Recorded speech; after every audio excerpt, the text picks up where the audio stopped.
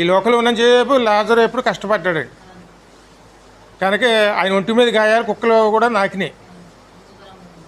ఎవరి దగ్గర ప్రతిఫలాలు అంటే అక్కడ ఎవరు సహాయం చేయలేదండి. ఆ విధంగానే ఉన్నాడు. అయినా సరే దేవుని విడిచిపెట్టకుండా దేవుని నమ్మకంగా ఉన్నాడు. లోకంలో కష్టాలు వచ్చినా సరే ఆయన ఆ కష్టాలు భరించుకుంటూ వచ్చాడు. కానీ అదే సమయంలోనూ అక్కడ ఉన్నట్టు ధనవంతుడు ఆయన కూడా దేవుడిని నమ్ముకున్నవాడే. కానీ ఏనాడు దేవుడిని అక్కడ కనపరుచుకునేవాడు కాదండి. తన పనులు తాను చూసుకుంటూ గడిపేసేవాడండి. ఎప్పుడు తన పనులు తాను తన పనుల మీద దృష్టి ఉండేది, కానీ వాక్యానుసారంగా ఎప్పుడు కూడా ఆయన ఆ క్రియలు చేసినట్టు కనపడదండి. ఇద్దరు కూడా దేవుని సన్నిధికి చేరుకున్నారు. ఇద్దరు ఎక్కడెక్కడికి వెళ్ళారు? ఈ లోకంలో కష్టపడి దేవుని నమ్మకంగా ఉండి తన నమ్మకాన్ని విడిచిపెట్టకుండా ఉన్నవాడు ఖచ్చితంగా